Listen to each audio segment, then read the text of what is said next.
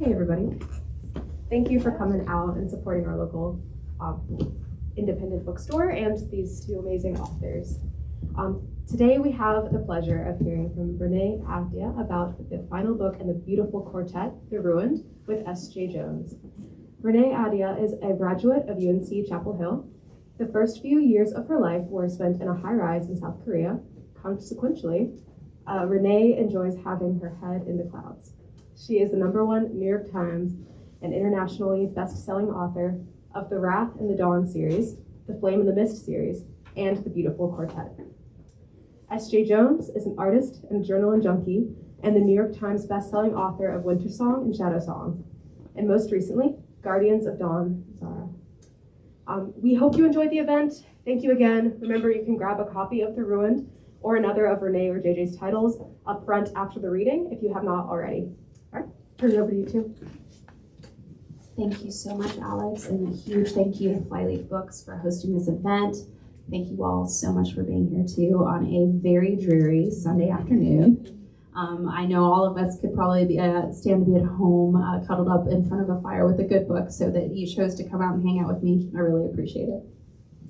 All right, so I'm going to just jump right into it and ask a couple questions that I've been dying to ask Renée, but we will leave time at the end before the signing for everyone to ask their questions if they want to. So, 4 books. So you're finally at the end of this quartet. So first I want to know is, how are you feeling? I'm feeling a lot of different emotions, and this I'm so excited for this event just because so JJ and I were just talking about this, and JJ and I have been friends for 10 years, and it's really lovely to be able to have a conversation about books with somebody who, like, over the years we've just gotten to know each other so well and become very comfortable. We've traveled everywhere together. And even to New Orleans together. Yes, I did take her to New Orleans for the sake of research for this book. I mean, honestly, we were just eating and enjoying ourselves. It was so wonderful. And it got to count as research, so that's great. I think I definitely have a feeling of accomplishment. I'm very gratified that I got to write the book series that I wanted to write, that I had the support of my editor and my publisher in what I wanted to accomplish with the books. Like the two sort of, I guess, the mandates that I issued to myself when I was first working on this series, I was able to achieve that. I have a sense of nostalgia too, right? Because I've been with these characters. I mean, like, this is the 4th book, but I started writing this series back in 2017, 2018. So I've been working with these characters for a really long time. So to sort of bid them adieu, even if it may just be for a little while, was because I have 2 more books that are under contract with Penguin that may or may not, I don't want to do too many spoiler things, that may or may not be pulling back to other stuff. So, I mean, yeah, this has been bittersweet almost, you could say? I would definitely say bittersweet. Bittersweet. Yeah. Well, the other question I have, because you've written duologies before this. You wrote The Wrath and the Dawn and The Flame and the Mist. Why 4 books? And do you have any advice, because somebody who's also writing a 4-book series, how do you maintain your sanity through keeping the plot lines, the world building, the characterization all straight? JJ, you've been doing this long enough to know there is no sanity.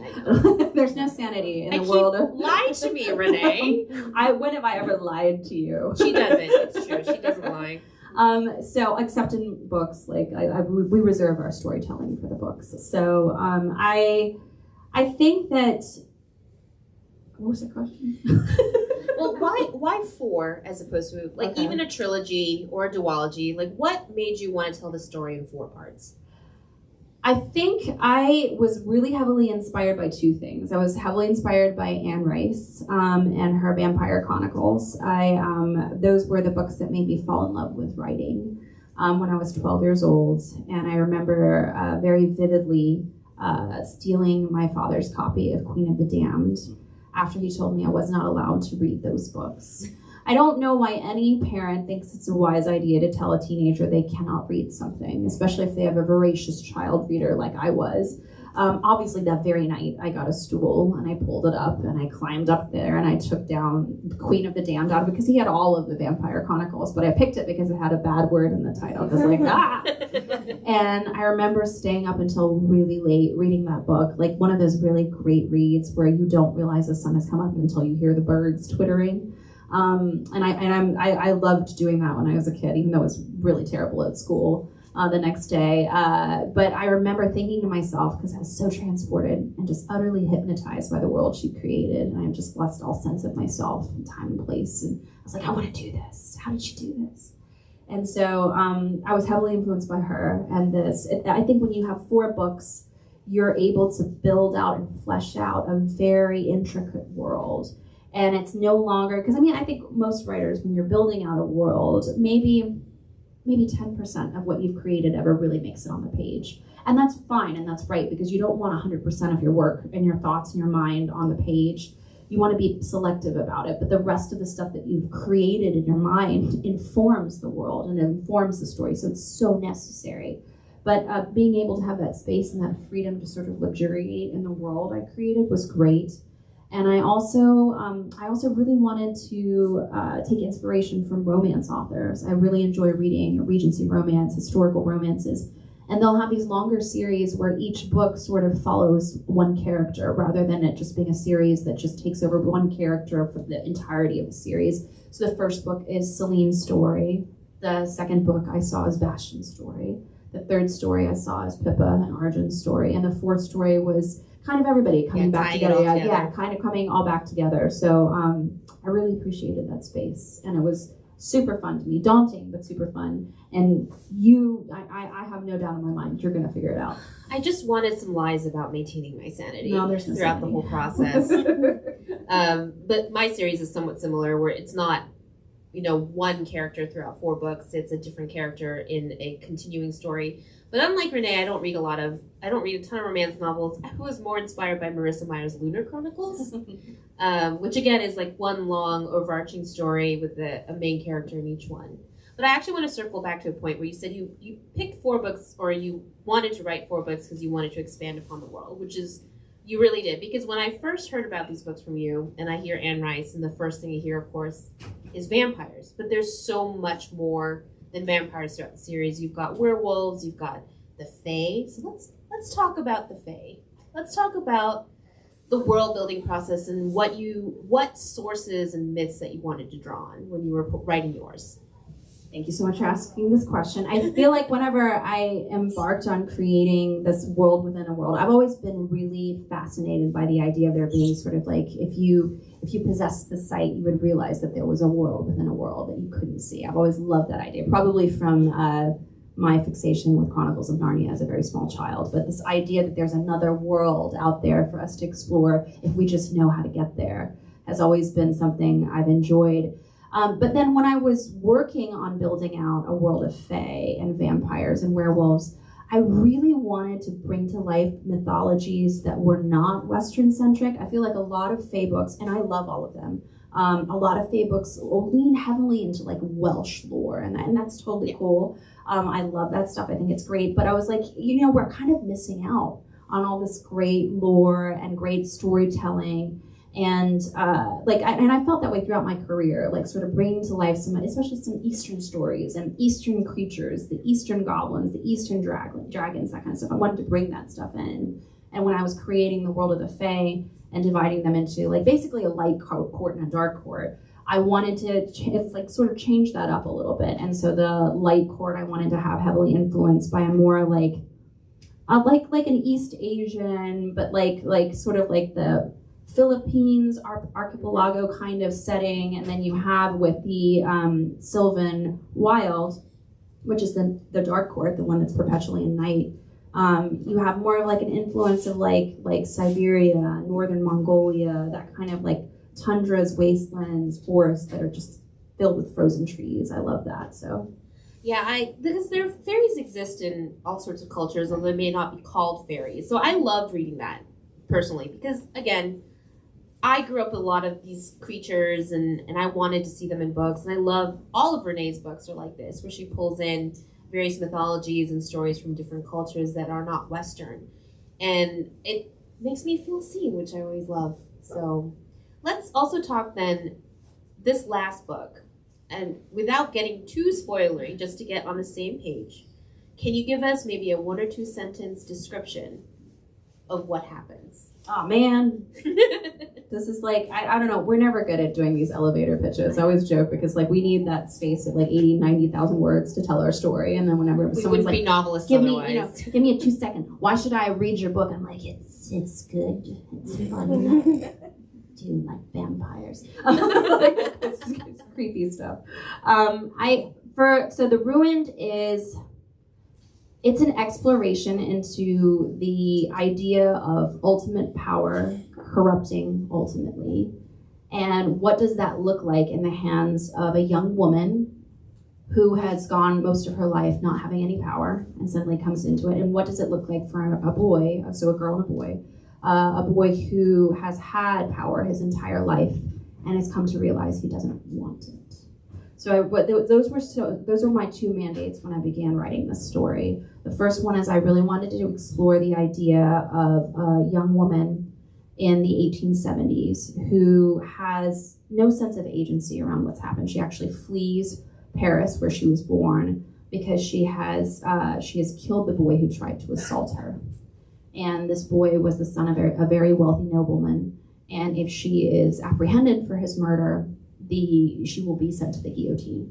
So she flees Paris to New Orleans to just try to escape with any justice. And she doesn't think anybody's going to believe her either. She's not wealthy. She doesn't have any influence. So she figures I'm coming to this new world with nothing except this horrible backstory that I need to keep a secret. No one can know that I'm a murderess. And suddenly finds herself very attracted to this world of power. And it's a world of dark power. Vampires, werewolves, fae, and this young man whom she's also very attracted to, who has grown up in this world but has come from a place of extreme privilege, where he's been raised with a very toxic masculine mindset. And for the second mandate, I really wanted to dismantle what it meant to be a good man from society's eyes versus what it really truly means to be a good man and a good human. And sort of his rejection of a lot of the way that he was raised. So I remember you and I had this really great discussion years ago, and it always stuck with me because we both really enjoyed, when we were kids, Lloyd Alexander's Chronicles of Prydain. If you haven't read it, it's wonderful. And that main character is a character who has to explore what it means to be a good man. Yeah. And there aren't that many books that do that. And so I really, because again, we're very much, especially in a world of fantasy, embracing this idea of this hero, this quintessential hero who's like basically an offshoot of a knight in shining armor. They never do anything wrong. They exist in a world of black and white, good and evil. And that isn't reality. And I know we're talking about fantasy, but the thing that makes fantasy real for me is that it still retains its roots in some kind of like emotional reality and literal reality about how we function in a world and a society. It's like Neil Gaiman was paraphrasing this quote by G.K. Chesterton, which is fairy tales are more than real, not because it tells us that dragons exist, but because they tell us that dragons can be defeated. And that's really what I like most about fantasy. And just to let you guys, The Chronicles of Prydain by Lloyd Alexander, the first book you guys might have heard of, it's the Book of Three, The Black Cauldron, The Castle of Lyr, Terran Wanderer, and The High King. If you have not read them, highly recommend those. And I think because YA or teen books nowadays are very focused on girls, and not finally we'll put it that way. They're really focused on girls. But I think to some extent that part of what it makes to be not just a good man, a good person sort of gets lost these days. And I really love that story that you wrote into your books. I feel like you grapple with issues of power a lot in your work. Mm-hmm. Is there any particular reason? What fascinates you? I think it's because I'm somebody who's very attracted to power. So when I was drafting the series, The Beautiful Quartet, I inadvertently put a lot of myself into the main character in The Beautiful of Celine. I really, I found myself it was sort of like this difficult mirror to hold up, because like I didn't really love her, and I realized I didn't love her because I was so much like her. And it's that idea of like self-loathing that comes from needing to like make yourself a better version of yourself, and that we're our harshest critics. And I was drafting The Beautiful around the time that the Brett Kavanaugh confirmation hearings were happening.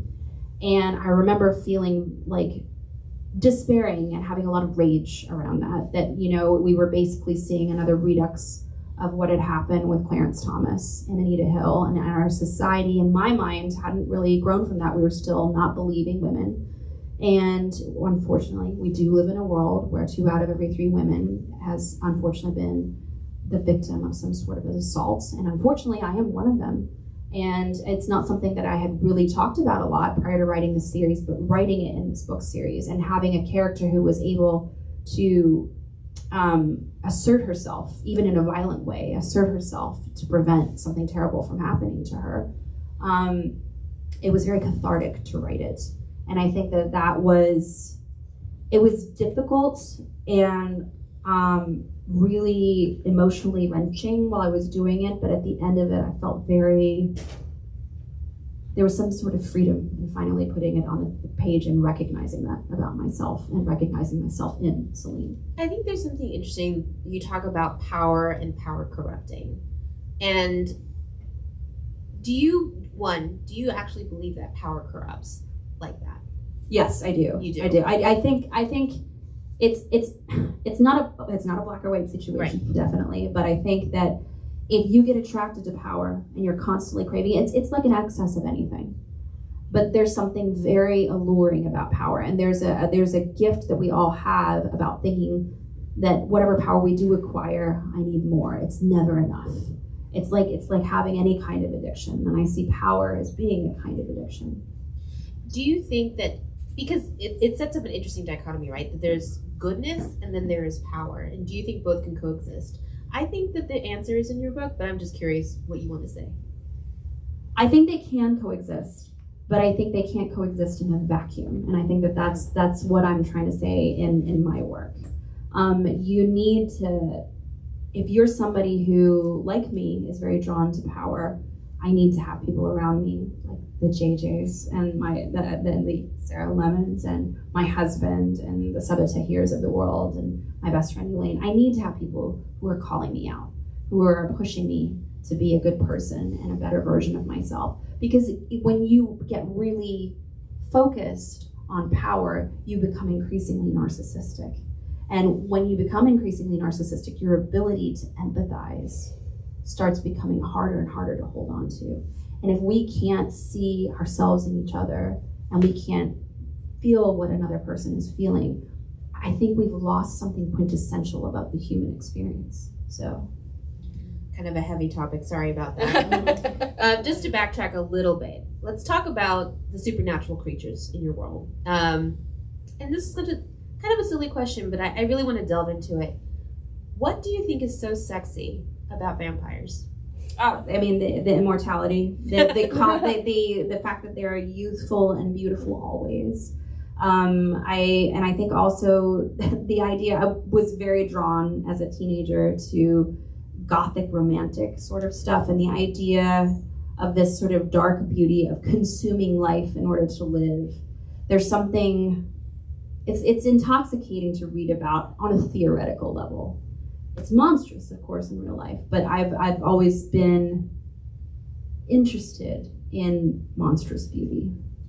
Because when I was reading Anne Rice, and I think you could easily say that her vampires stand for the marginalized, the other, and specifically in Anne Rice's books, I actually think a lot of her vampires are sort of symbols is not the right word, but representative of queerness. Mm-hmm. Is there something like that you wanted to explore with your other creatures, I guess? Is there a particular topic or a theme? I mean, definitely. I think I was, the representation piece was very important to me because, again, in a lot of these really popular vampire fae books, I think most of them are coded heavily white. Yeah. And I love reading them. I love reading all these fantasy books, but I'm a child of mixed race, just like you, and didn't see myself a lot in books. And I have children who are half Persian, a quarter Korean, and a quarter Scottish. And so I want them to be able to read books and feel like, oh, I could be the hero of this story. I could be the heroine of this story. But even for me, almost more importantly than that, I want kids from all parts of the world, from all walks of life, to be able to realize that any of them can be a hero. It doesn't just have to be this one specific archetype that we've grown up sort of embodying in all of our entertainment. And in order to affect meaningful change in that dialogue, we have to do this work. Right. And you do it. I know that it's something that's very important to you. And the funny thing is, I don't think you or I ever set out to do it. I genuinely, it wasn't I didn't tell myself, I'm going to write an inclusive story, and I'm going to have a story that has an issue that I want to present for everybody to consume. For me, I just wanted to write a world that reflected the world I lived in. My world is an incredibly inclusive world with people from all walks of life, and they all deserve to have their moment on the page. Plus sexy vampires. Plus sexy vampires. So, because you've written 4 books, do you have a particular character or storyline or even a setting that you like to write best? Man, it's so tricky. I want to punt that one back at you too, okay. Because the thing is, I love whatever book and character I'm working on at the time.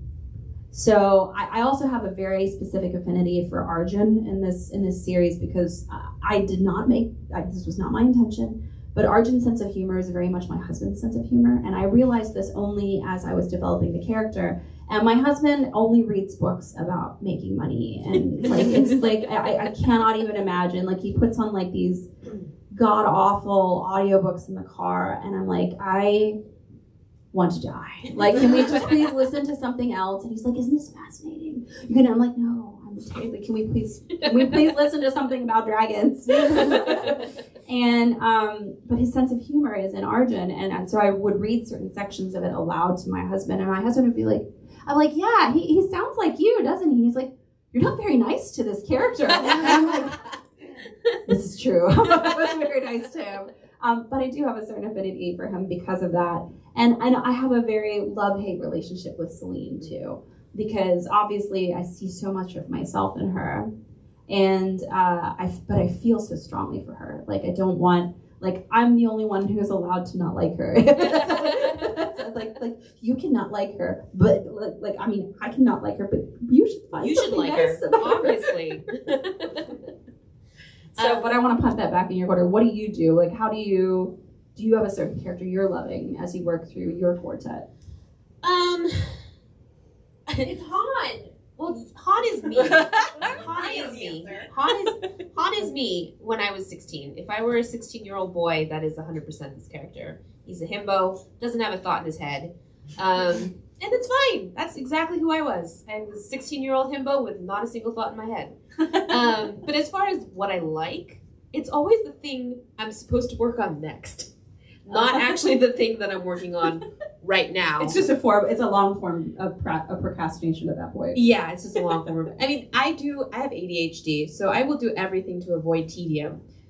So that would be including writing the book that I'm supposed to be writing right now. And that's probably the other reason I like Han so much, because he's got that aspect of me. He doesn't like to be bored. He's, doesn't have a thought in his head, which is really me most of the time. I don't actually have that many thoughts in my head. I'm not that deep as a person. JJ's working on a 4-book series that's it is so delightful, and it's filling a much needed gap, I feel, in the industry. I feel like a lot of YA books, mine included, tend to trend a little older. But I feel like we're having this situation where you're taking kids from middle grade into kind of heavier themes, spicier books with young adult stuff, and I love reading that. Obviously, I enjoy writing it, but there's this absence of books that I feel kind of on the younger high school side that are fun, and they have this, I don't know, they have this effervescence to them that I feel like it's youthful, and it's she's writing Sailor Moon fan fiction. It's this wonderful Sailor Moon fan fiction. It's really what it amounts to. Sailor Moon fan fiction, and it's BTS so fan fiction. it's so clever, and it's so charming. It reminds me of the first time I read The Hobbit, which I've always enjoyed The Hobbit more than the Lord of the Rings series, even though I love Lord of the Rings for the writing and everything like that, because The Hobbit is fun. It's fun and funny, like JJ's books are fun and funny. They're not like my first 2 books, which are a little on the older end. And I wanted to write something fun and funny because my first 2 books were so dark and heavy.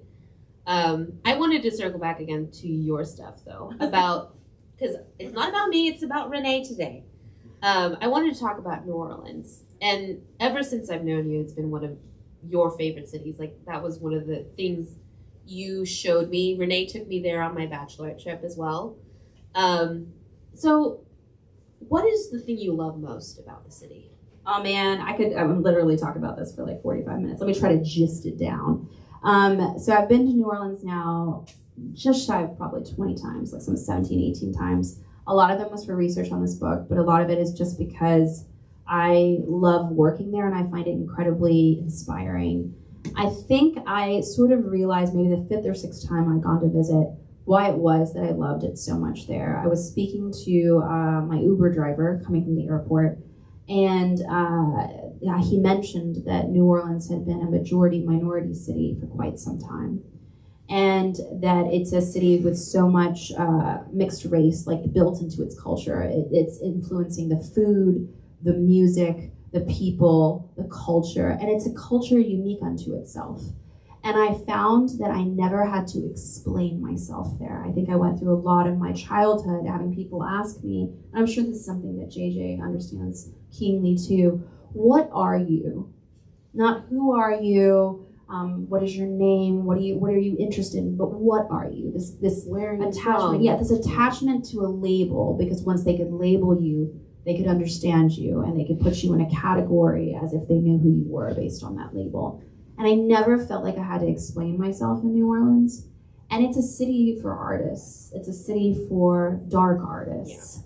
Yeah. And it's a city that another friend of mine who's a New Orleans born and bred girl, she said that New Orleans will do one of two things to you the first time you go there. It will embrace you, or it will chew you up and spit you out, and you'll know very quickly. And everything about New Orleans is real and raw and wonderful for me, and I love the people there. And the energy there is unlike any other place in the world. So, all right, so I've got just a couple of things, more on the lighter side. Your covers are amazing. Did you have any input in it or any idea? Did you go to your publishing team saying, this is what I wanted, and all that sort of stuff? So the initial mock-up of my covers, I did not have anything to do with. I loved the concept. What I did wind up doing is I was able to pick what was on each cover. So they were trying to borrow heavily from what had worked with Twilight, but I wanted to make it much more gothic, much darker, and less I just wanted to make it look a little bit like it's New Orleans. And they're gonna have and each book has a symbolism attached yeah, to exactly. the dress on the cover and Celine being a dressmaker. Mm-hmm. Is there something you can give away about the butterfly on the cover of The Ruined? So I obviously the idea of a butterfly being a part of a metamorphosis, and it comes from one of the things and the reasons why I chose a butterfly for that cover. It's like really convoluted, but I didn't know this until I had done some research into butterflies. So when a caterpillar forms a cocoon to become a butterfly, it essentially like disintegrates into this like ooze. But this ooze retains like sentience and memories of its time as a caterpillar. And even though it regenerates itself as a thing that can fly from being, and I thought that was wild. That it was like this anthropomorphic ooze that had like intentions and memories and feelings and and then obviously the butterflies were messed up. Right. So because the book is called The Ruined. And I love the idea of it being a brooch too, because you're working from a historical vantage point. So there were a lot of reasons that, and I was lucky enough to be pretty heavily involved in sort of the artistic aspects of it. But I have to give the majority of credit to my designer. I think she's one of the best in the business, and she's been the one who's done all my covers. And she's really good at what she does. I love them. Teresa Evangelista. All right. I think, let's see. Maybe I'll ask you maybe one or two questions before we open it up. If you guys have any questions to ask. Can you tell us a little bit about what you're working on? Yes. So I have a couple of things that are coming out next year, which is really, really exciting. I have a graphic novels of the Wrath and the Dawn and the Rose and the Dagger that I've been working with this tremendous artist. I'm just so excited. She's like to have somebody take my words and create like art out of them. it's not my form of art. It's not something I'm good at. So I just love watching another artist and somebody great at what they do just take my work and make it even better. And then I have a picture book coming out that is Emilio Sloth's Modern Manners. This is about a sloth that teaches manners. I genuinely, selfishly wrote this book just so I could read it to my children because they're 4 and 1, and I really wanted to read them one of my books. Anyway, and then I just turned in a book that's going to be coming out early 2025, and that is a women's fiction book. It's my first foray into women's fic. It is a mashup of Crazy Rich Asians meets Succession. It's about this really messed up, very wealthy Korean family. And I loved writing it, and that will be coming out early 2025. That was just, it was really fun, and it's definitely a brand up. I've read parts of it. It's great. I'm so glad. Yeah, it's darkly funny, and I had a really good time inhabiting the minds of these really messed up individuals. So yeah. All right. So I think those are all my questions for Renee. We can open it up to you guys. Does not just have to be about books. It can be about anything. Please ask JJ questions too. JJ's craft. She's such a great mind for craft and stuff. I have 2 questions. One question for 2 of you. Absolutely. Sorry, my brain got mixed up. You're totally fine. What advice would you give to an aspiring artist? Oh my gosh. So what do you do? I'm currently writing a book called Once Upon a Crow right now. That's incredible. I love that you're writing a book right now. It is set in like the 1800s. It's about a princess who falls in love with her butler. I love this. Yes. I love this. 100%. Yes. I would say to you, focus on listening to your intuition as you write. As you're writing and as you're drafting, listen to yourself. Once you're finished drafting, listen to the people you trust. So find somebody who is able to critique your work and has the mindset of making it better. Because you don't necessarily want to surround yourself with people who tell you everything that you do is great. Because that's not how we grow, and that's not how we get better in something. And everything, even when I go and look back at some of the stuff I published already, I think of a way I could have made it better. And that's the way that you push yourself forward to grow as an artist and challenge yourself constructively. But then also I would tell you, write what you love to read. Write the book that you want to read but you haven't seen yet. Because you have to fall in love with your world and your characters in order to convince anybody else to read it and fall in love with them. So don't listen too much when you're writing to any of the noise around you. Do what you want to do and love it. Absolutely. Are you finished with it yet? No, I wanted to ask you the same question. Finishing a book? Because my advice to most, are you finished yet? I'm not finished with the book yet. My advice to most writers, or to any artist, is finish. And I say this to somebody, again, I have ADHD, I have difficulty finishing anything. And there is such a sense of accomplishment that comes when you actually get to write the words, the end, at the end of the book. And to go off with what Renee said, write what you want to read and not necessarily what you think other people want to read. Because I think you can tell sometimes when people write something that they may not be completely in love with, or that they may have written for somebody else. If it's written for you, that joy, I think, comes out on the page. So write what you want to read, even if there's like a voice in the back of your head, because I have this voice pretty frequently that it's silly, that nobody will care, that it's dumb or whatever. There's always going to be that voice at the back of your head, but just write for yourself. Like at the end, when you write the words the end, you are excited to go back and reread your own work. I think so. My 2 pieces are always finish. That's because until I wrote my very first book, I had a lot of unfinished works. So I think finishing gives you such a sense of accomplishment and to really love what you write.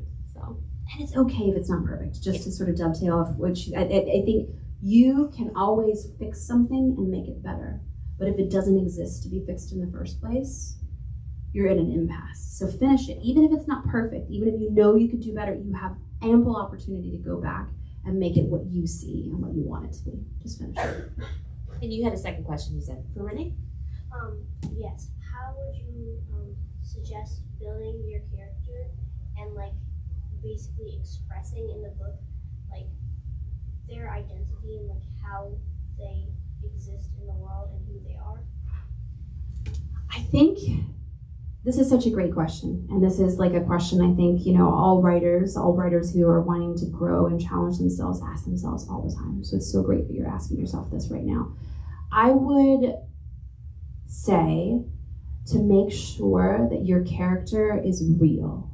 And what I mean by that is make sure they're balanced, make sure they have strengths, make sure they have flaws, make sure they have challenges that they need to overcome, and make sure you lean heavily into the emotions around it, because that's the place that a reader will really be able to empathize with the character that you've written. If they're very sad, give them a reason why they're very sad and a way to overcome that sadness. Or if they're a villain character, why are they villainous? Give them a backstory that's real and raw and rooted in something that you get and that you feel other people can get to.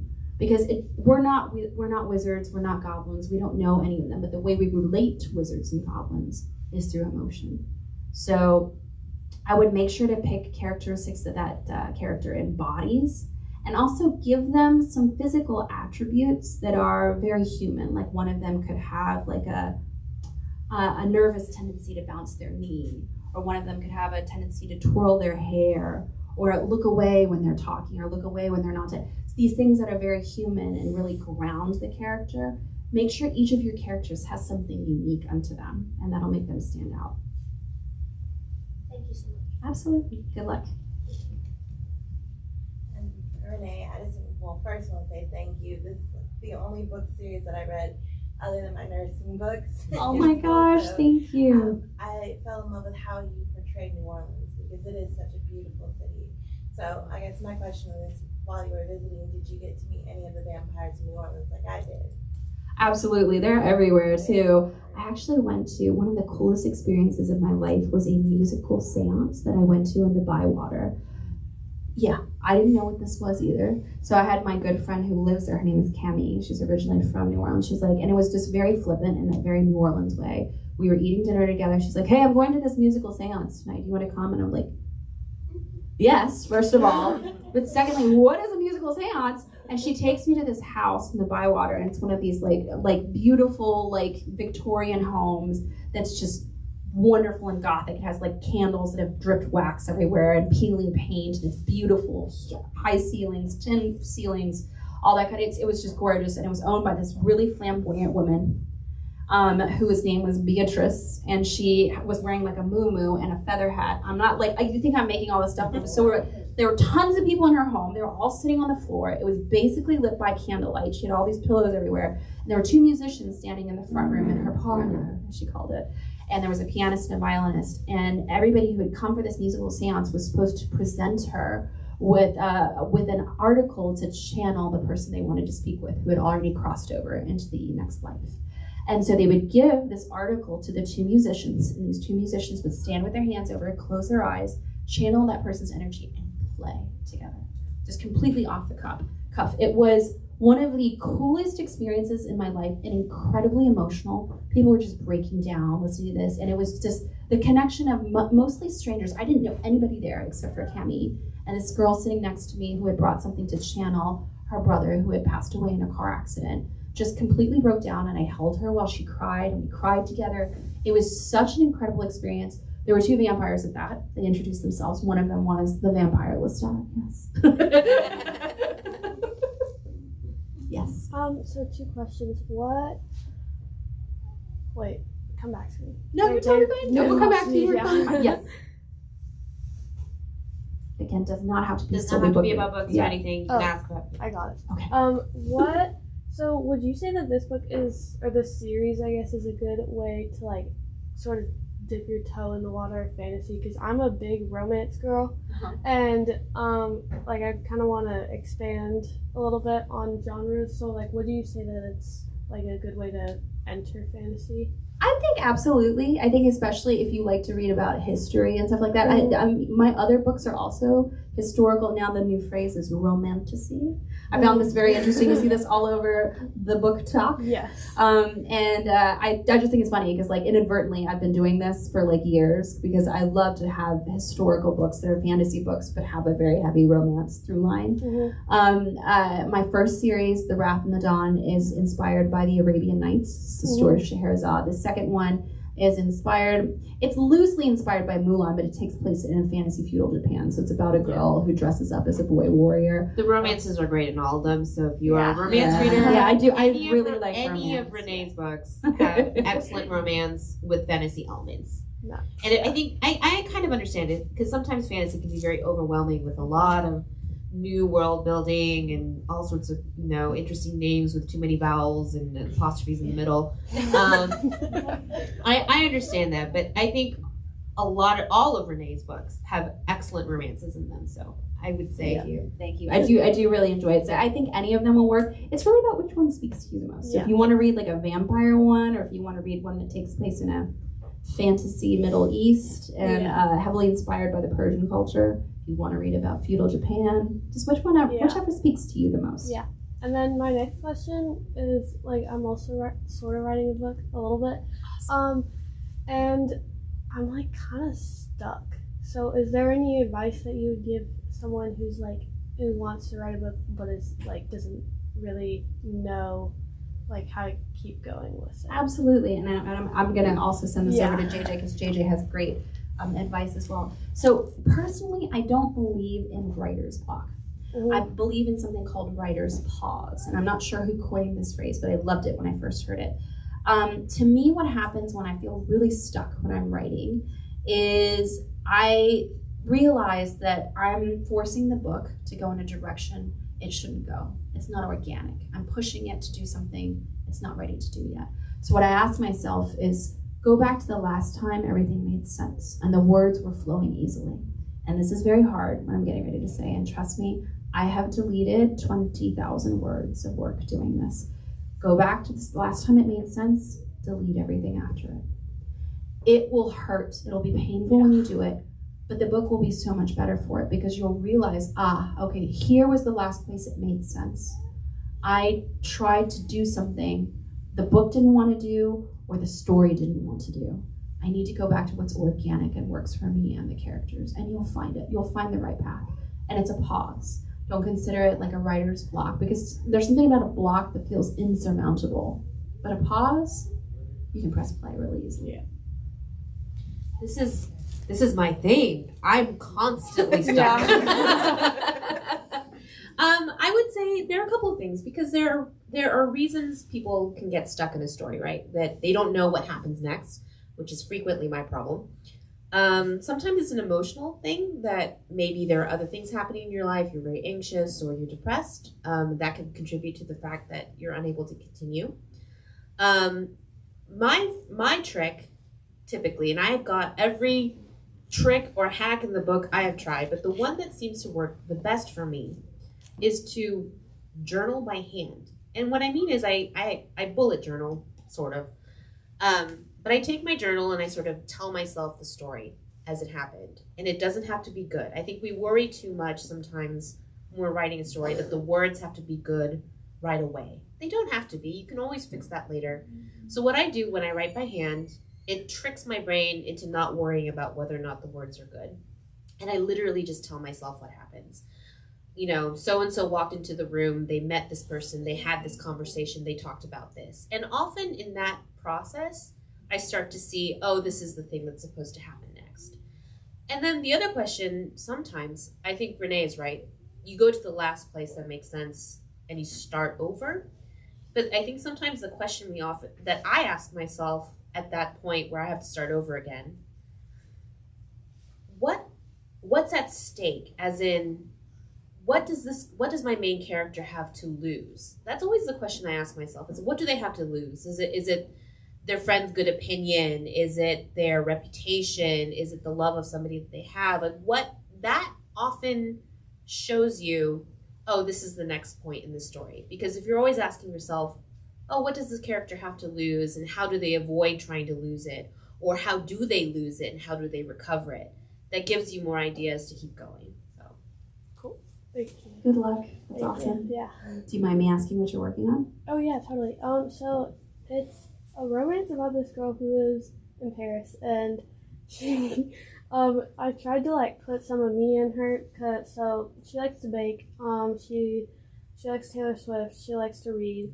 So I tried to do that, and like she met this guy at a concert, but he had a boy. He already had a girlfriend. And like I sort of stopped there. It sounds great. Yeah. It sounds great. Good luck. to ask, your main character, what does she have to lose? Mm-hmm. And what does he have to lose if they got together? Yeah. Okay. I saw your hand up again. Sorry, I have a lot of questions. You're Go fine. right Don't ahead. apologize. Don't It's okay. apologize. Are you the type, just a quick yes or no question for both of you? Are you guys the types of writers who like basically write as you go or not? Oh, I think this is. I am. I'm somebody who writes by the seat of my pants. As they call them, plotters or pantsers, and I believe there's a George R. Martin would say that they are architects or gardeners. I'm a gardener, as in I plant seeds and then just sort of see what grows and sort of prune here and there, trim here and there, and kind of shape things as they need to go. But every time I've tried to outline something, I veer off almost immediately. So. I'm somebody who likes to do outlines. I've always really enjoyed doing outlines. But I also have a lot of admiration for what JJ does, because I find that when I'm very rigid about my outlines, I won't give myself an opportunity to make a scene better or go in a different direction, because I'm so married to what I need to happen next. And you shouldn't ignore those moments of organic inspiration. I think they're really, really important. And sometimes the scenes that I love the most are the ones that come out of that. So I think there's sort of a hybrid of the two that I've heard. It's basically, they call them like around the curve. So like a driver in a car can see the next, like what's directly in front of them, but maybe not what's around the curve. And so you're just paying attention to what's directly in front of you and making that work. Like the destination, but you may not know every turn to get there. Yeah. That's sort of closer to what I am. Like I know what point I'm writing towards, but all of the little details, all the turns, everything in that middle, no idea. It's a good idea to have a little bit of both, but you'll find that no author really is like that. They're very rare. It's one or the other, because we're people of extremes. I've been really curious recently about how the rise of audiobooks is impacting authors. Like one of the things that I've noticed is that books will tell you how names are spelled, which of course would never have happened 20 years ago, like because you would have read how the name was spelled. And just like little things that I noticed that I think are happening because a lot of people now read through audiobooks. So I was just curious if you've noticed that too, or if you think about it ever. I read all of my books aloud. For me, writing has always been as much of an oral medium as it is something that you read on the page. And sometimes when I read something out loud, I will notice when a sentence reads awkwardly that I've only heard, that sounds weird, even if it doesn't read weird. I also listen to a lot of audiobooks, but I love it. That's the only time I can actually read my own books again is through an audiobook, because I've read the words so often on the page that I can't read it on the page anymore. But when someone else is reading it to me, it's like a whole new book. It's like I've never written it. It's cool. And again, because we're extremes, I don't do audiobooks. I can't do it. But my husband enjoys audiobooks. Horrible audiobooks, but he enjoys audiobooks. And I have so many friends who have really, especially throughout the pandemic, and I have a lot of friends who are newer moms too, because my kids are younger. And they have turned completely to audiobooks because they find it's really the only way they can ever read a book, because like they're so busy trying to do 100 other things that they want to listen to a story. It's easiest to put on some headphones. I cannot. I am a purist. I don't even like Kindles. I need the crack of the spine and the smell of the book. It's a problem, especially now that I have small children who do not leave me alone ever. So it is very difficult to get any reading in. But I love audiobooks because any opportunity to get a book and a story in someone else's hand. If that's what people need to be able to listen to stories, I think stories, especially for writers, I mean, I cannot live without books. I cannot live without writing. To me, I would be such a terrible person if I didn't have an outlet in books and writing. And I genuinely think that even if you're somebody who doesn't like to read books, we are all fascinated by stories, because whether we consume media via like video gaming or TV or movies, stories propel our lives forward. They inspire us. They ask difficult questions that maybe we don't know how to ask of ourselves and the world around us. Stories fuel the human experience. So any opportunity to get a story in someone else's hand, if it's by over headphones, love it. Please do it. So both of you have been writing for quite a while now. How did you know, like, when you finished, like, some of your early stories, some that may have never been published, like, okay, I'm at the point that I actually want to try to get something published? Like, what was that moment for you all? It's not a great answer, but at least for me, and I don't know about Renee, I just knew. I was also an editor. Before I became a published writer, I used to work at one of the big 5 publishing houses in the editorial department. So I have before worked on a lot of books. I've edited a lot of books and tried to make them stronger stories. For me, that experience did help. As in, I wrote a book and I realized, oh, there's not much else that I can do on my own to make this a better book.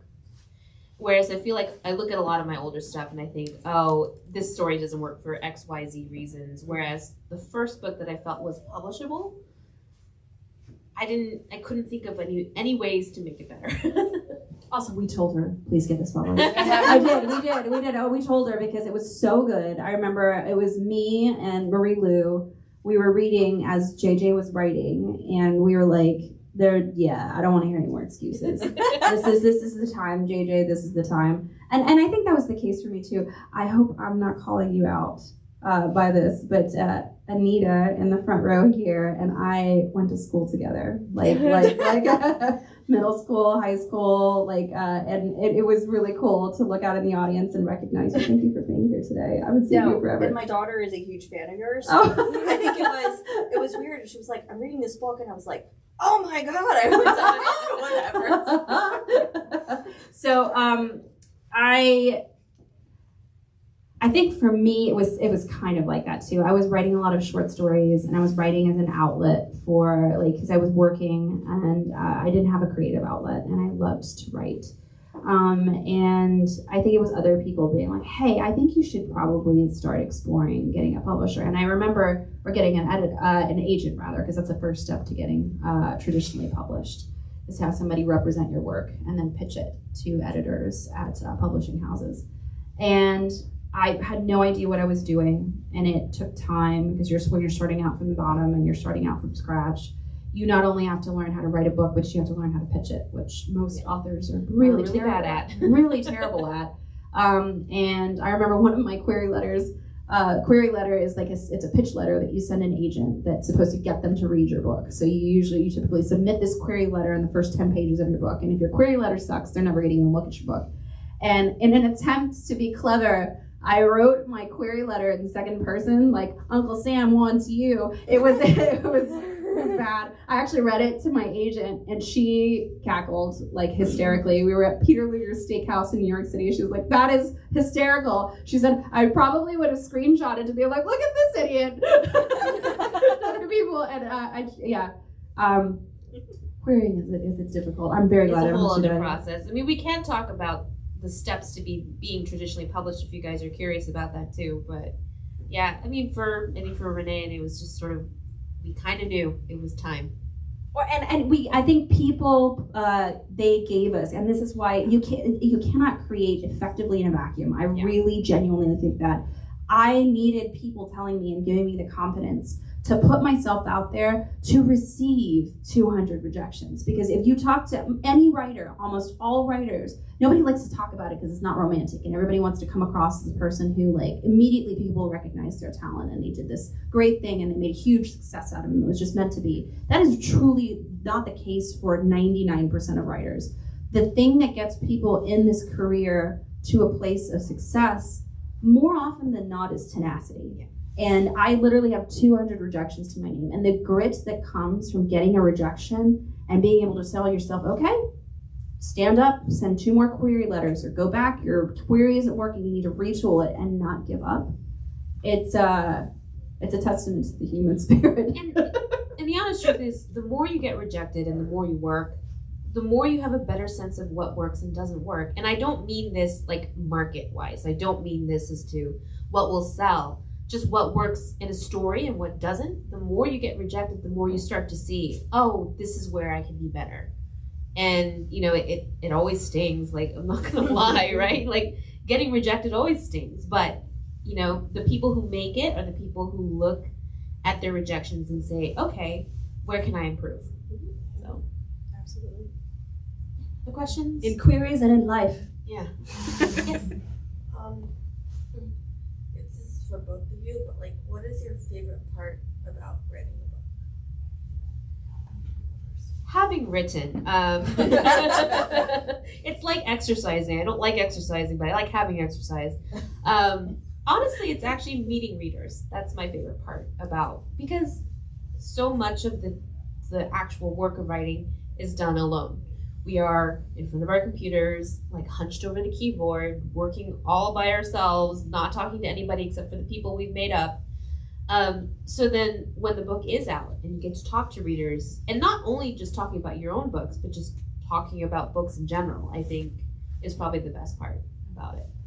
I agree. I think that's definitely one of my favorite things. And the other thing I think for me in the process of writing is falling for my own characters. Like, because that to me is always a sign that my story is something. When I start to feel what they're feeling on the page, when I like can sense when they're sad or when they're really happy, and I get excited to write a scene that's like a sword fighting scene or a scene that involves kissing, I'm excited to write it because I'm invested. I love that when I reach that sort of threshold, I'm like, okay, this is something. I don't know if it's something that's going to work for the whole book or if it's going to sell, but I feel something, and that's meaningful to me. Yes.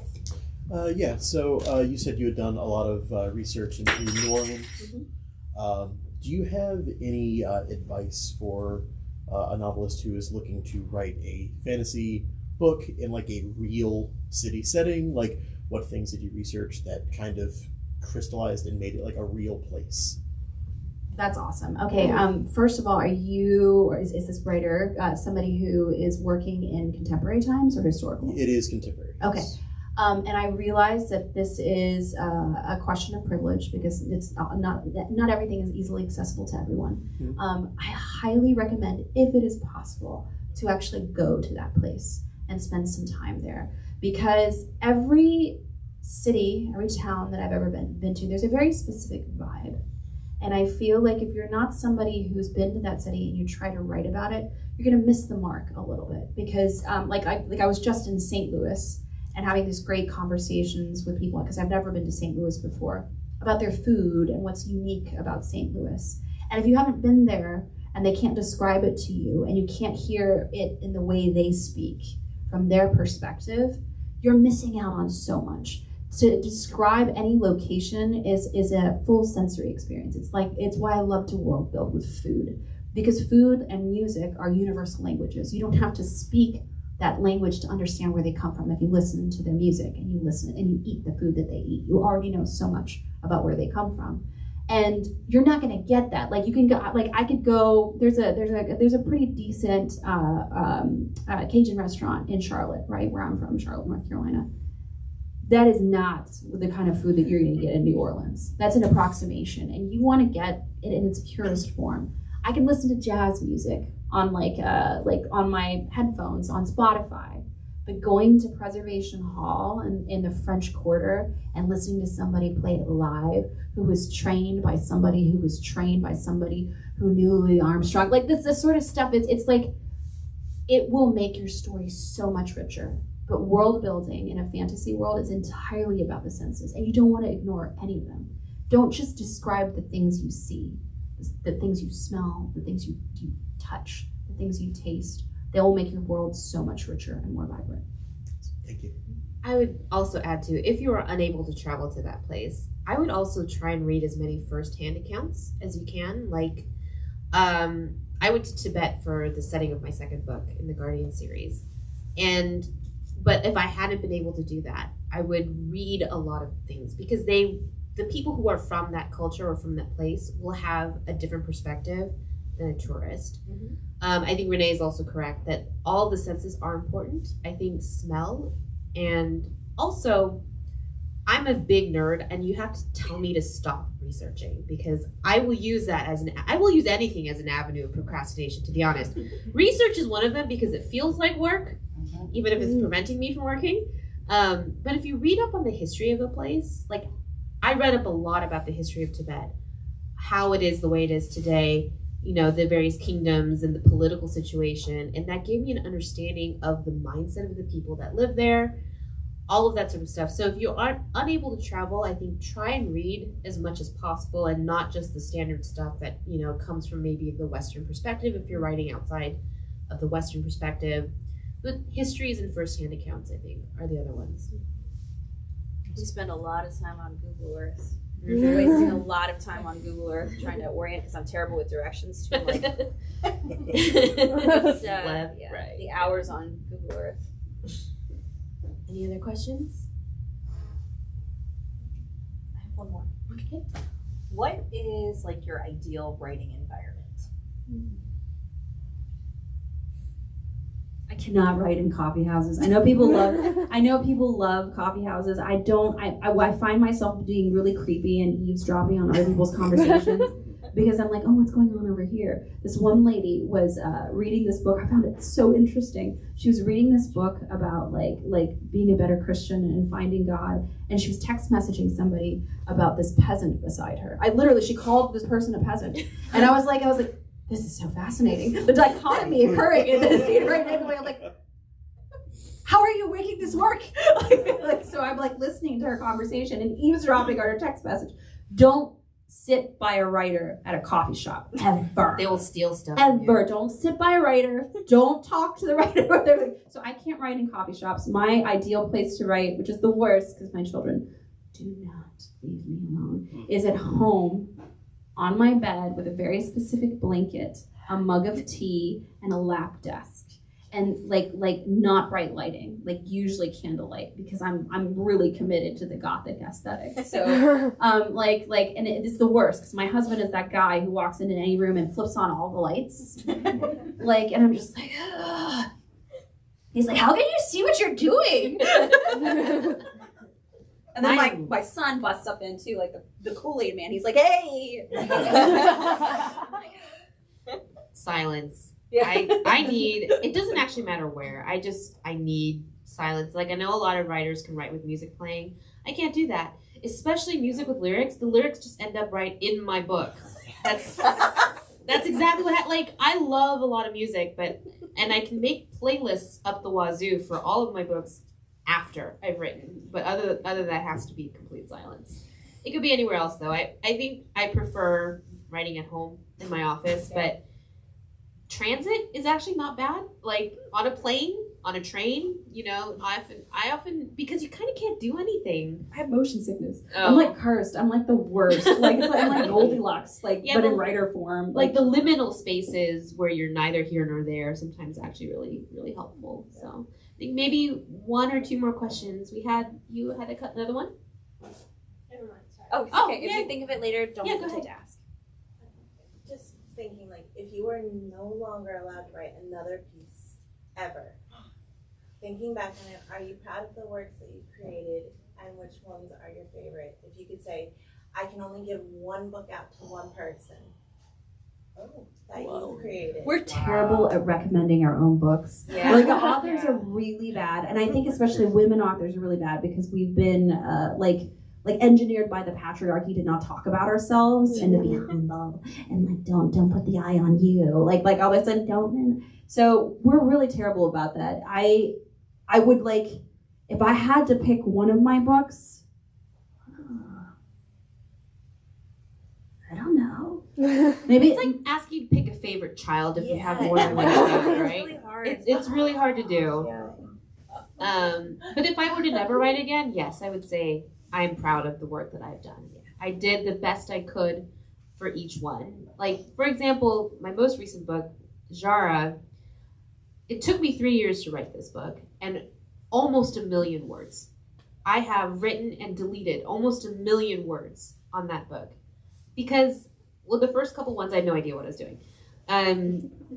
It was because it's my first 2 books were a little older, much more romance focused, a little darker, and the tone of what I was going for Jara was entirely different. I wanted something closer to like Diana Wynne Jones than what I was doing before, and so it took a couple of drafts just to get the voice right. And I could have at any stage, and you can ask our friend Lemon back there, she's read a lot of those words. I could have turned it in and said, this is good enough. But I didn't want to do that. So, and thankfully my publisher was gracious and gave me that time for that first book. So I'm really proud of that one because, yeah, I would say all of my books. I did the best I could with the limited skills I had at the time. and every book teaches you something new. Yeah. And you don't know what it's going to be as you're writing it. And so I think it's really cool to go back and look back at the things that I've written and be like, that book taught me this. That book taught me this. That's cool. If, like, I know it's probably a really hard question, but if, like, what would you say is your favorite book of all time that you've read? It depends on the time of year. I always harken back to The Queen of the Damned because I do genuinely think that's the book that made me want to be a writer. But recently, at the end of the year, I do a lot of rereading of some of my favorites. I always reread the Lord of the Rings series. And a new favorite that has just made its way into the reread, like just because it's like a comfort read for me, is Naomi Novik's Uprooted. Oh my gosh, my mom loves this book. It's so fun. It's so beautiful. I love that book a lot. I also have to do a shout out for my one of my best friends, Saba Tahir's book, All My Rage. That was just a National Book Award winner. It is beautiful and heartbreaking and brilliant. It is. I remember when I finished reading the first draft of this, and she was really uncertain. I told her, I was like, "This is going to win awards," and she was like, "Stop it!" And I was like, "This is going to win awards," and I felt incredibly gratified when I was right. Mm-hmm. So, like Renee, I'm very much a mood reader, so it's whatever I'm in the mood for. But in terms of comfort reads, I would probably say, I have to mention Diana Wynne Jones again. Howl's Moving Castle is one of my favorite books of all time.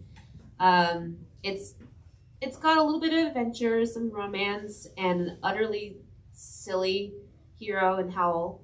So that's a little bit on the lighter side. If I wanted something more immersive and epic, because I'm a big fantasy reader, I would probably say Kushal's Dart by Jacqueline Carey. If you want to read a book about a bisexual courtesan who is also a spy, those are the books. All right, so I think that's all we've got time for. So if you guys want to, the signing line is in the back there. If you guys want to stand there, and Renee will sign all the books for you guys. And me too. JJ, please sign. Have her sign too. Okay. And if you really want to read an awesome, fun, extremely witty book that is just light and lovely, please pick up Jara. Thank you.